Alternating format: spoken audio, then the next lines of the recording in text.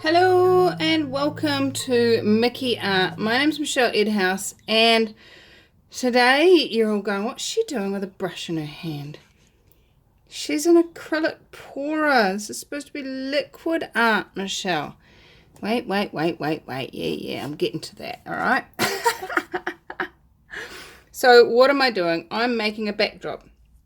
All I've done is I've taken a canvas, I put a row of pure unadulterated cobalt blue and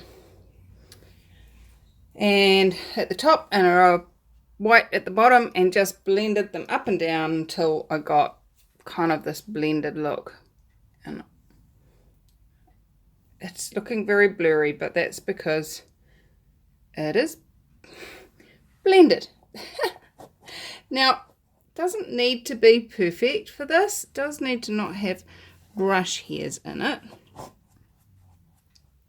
Now I've been mulling over what to me has been a sight of great beauty in my world, and that is clouds. Have you ever stared up at those beautiful clouds and wondered, how can I get that with acrylic pouring? And I've got an idea, and I'm going to share this idea with you as I discover whether it works or not. So let's have a play. So what's the plan? Okay, so I've created the sky, as you can tell now that I've told you what this is. And now what I'm going to do is I'm going to do a pour, but with a difference.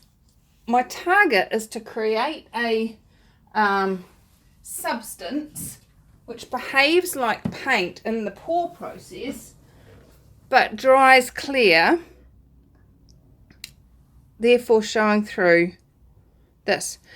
My target is to use white PVA glue and Floetrol, and I think I need to clean my lens, it's not looking very clear. Mix those together and use them as a paint and see how it goes. So, with other colours of course. So I'm going to clean my lens and start mixing. That I think is better. Alright, let's go over here and mix up some paint. Well, not paint. Some stuff. I have no idea what percentages I'm going to use for this. Does this say dries clear? No, it doesn't.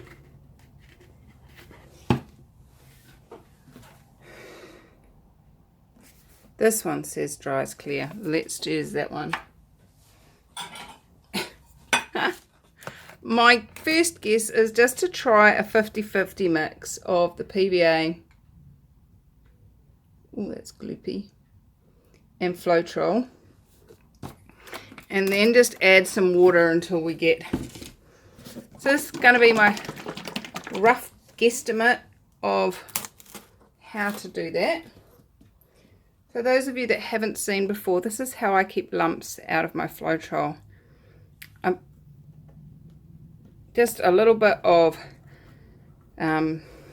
netting, stocking, something like that, and held on with elastic band, or this is actually, my lids come with this extra bit. So just straining out the extra lumps that you get in Floetrol as you pour. Really easy. So that's roughly 50-50 PVA and Floetrol. And as you saw, my PVA was a bit glutinous, but that's okay. I do want to make sure this is really well mixed though, because I don't desire to have really liquid Floetrol in one place and really jellified PVA. Look at that. That's nice. Now both Floetrol and PVA apparently dry clear. So this is where we're gonna test that theory. And I don't know if you can tell. Oh, yeah, you can tell there. This is not perfectly smooth. But hey, I'm going to pour liquid over it. It's probably going to blend a little bit. Some of you might be going, why don't you let it dry first? Absolutely, could do. Let it dry first, see what happens. If this way doesn't work, I'll try that next. Right, so we have that. We don't need any silicone in that as far as I'm concerned. But what we do need is some funky colours to add and to pour. I'm going to use a jug to pour in. This is only an 8 by 10, so 8 times 10 is 80 mils to cover it. I'm going to go with some, you guys noticed I'm really enjoying copper lately. Some copper, gonna need to have some white in there, so we're gonna use some Reeves white. And what other color do you kind of get in? I'm seeing a sort of like a blue. Sort of like a blue. Crikey me. I'm actually wondering about some Payne's Grey. Now,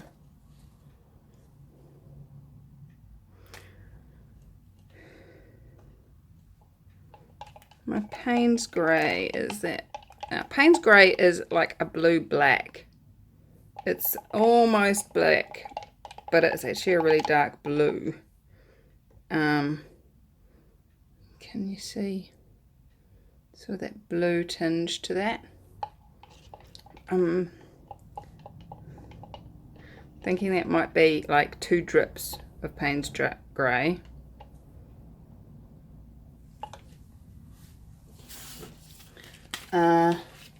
Oh, crikey. This is exciting and I was going to say scary, but it's not scary at all. It's exciting. Like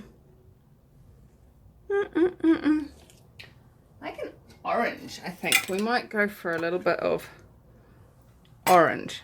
Although we've got the copper. I don't know. Eeny, meeny, miny, mo. What colours should we do? No, I'm just going to keep it to those 3. Keep it to the copper and the white and a couple of drops of Payne's Grey.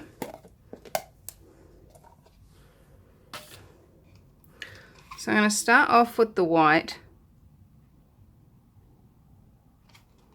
We don't need a lot of colour.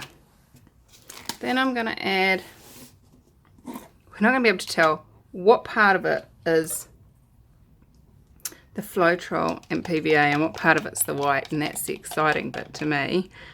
So I'm going to just drizzle some of that through there. Then I'm going to pour in some of that, a couple of drops of that, and then pour in the rest of that. And I really don't want those to mix as such. Oh, let's have a go. This is test number 1, numero uno. Let's have a go, see what happens.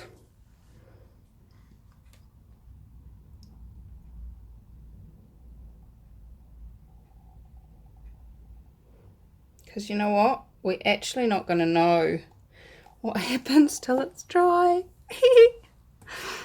It's so exciting. And I do... Ooh, what's that big lump?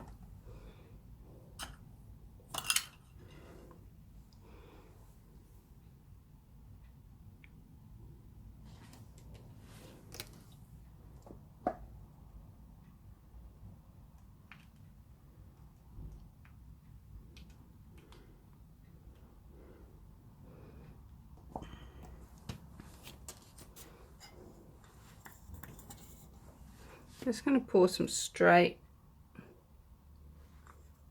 Floetrol and PVA into this gap here, just to try and join that together.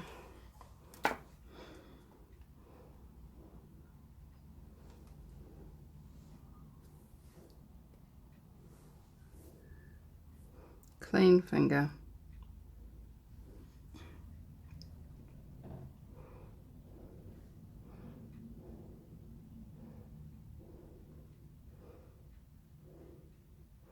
Not so sure, it kind of looks like clouds, but I'm really keen to find out how this is going to dry.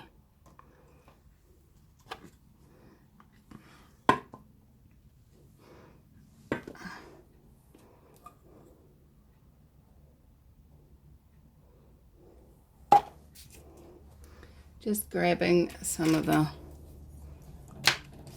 runoff, what's left in here.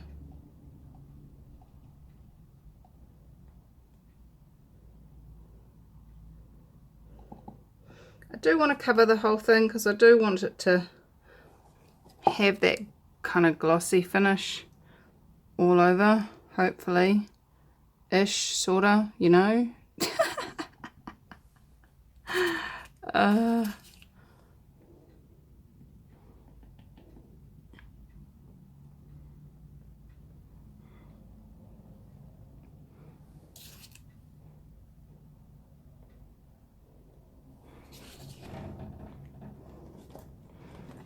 Now, just watch how by adding some paint there, it drags the rest of it down.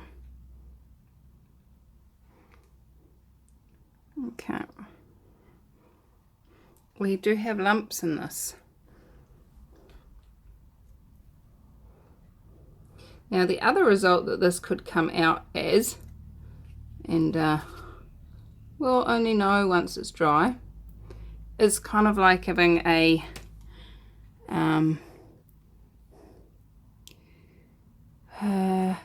marble, you know, like stone marble type result. Just covering the edges.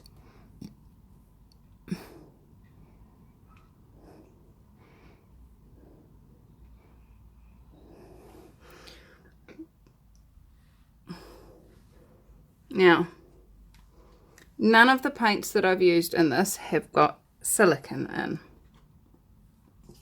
So I am not expecting cells, except that good old Floetrol has this capacity to create cells all on its own.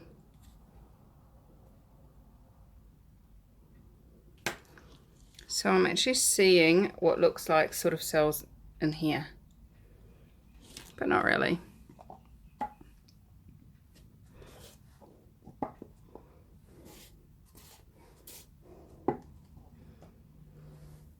Okay, let's get rid of those lumps.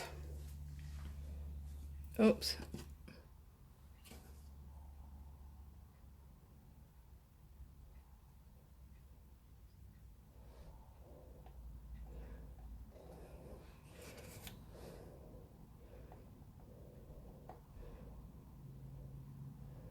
Just a couple more cornery bits that have got bright blue showing through. And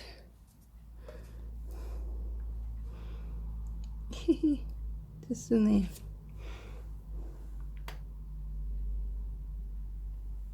Definitely a lump.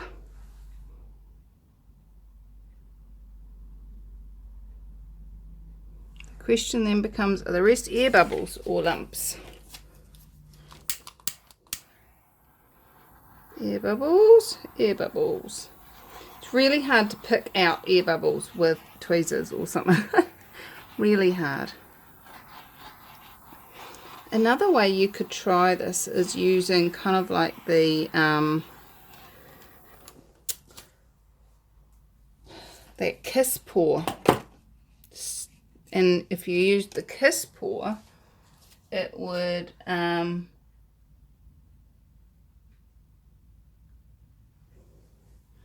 you could really control how much of the clear and where the colour went. That could be quite fun.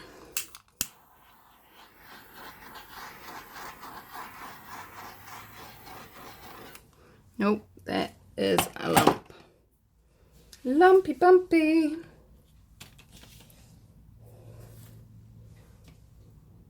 So I just use 2 push pins as my tweezers. Some people use real tweezers. I haven't got around to that yet. I only own 1 pair of tweezers, and I can never find them when I want to do my eyebrows on the odd occasion.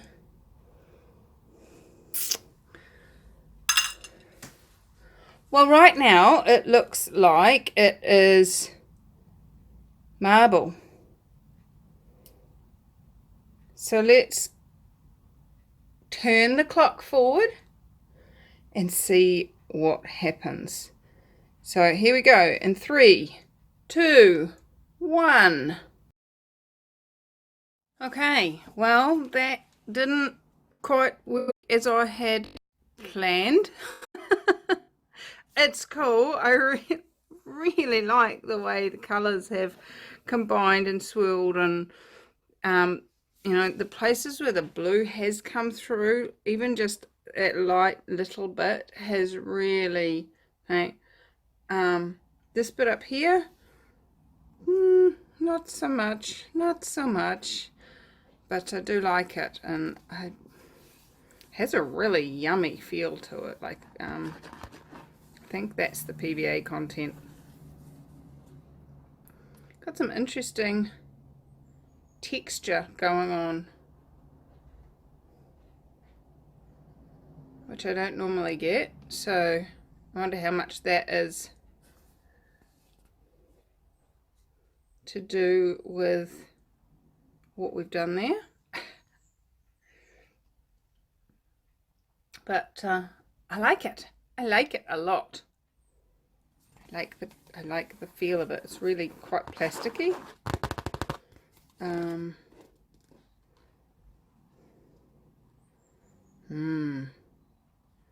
Interesting. How does it get better than this? Well, if you are subscribed and check out tomorrow's video,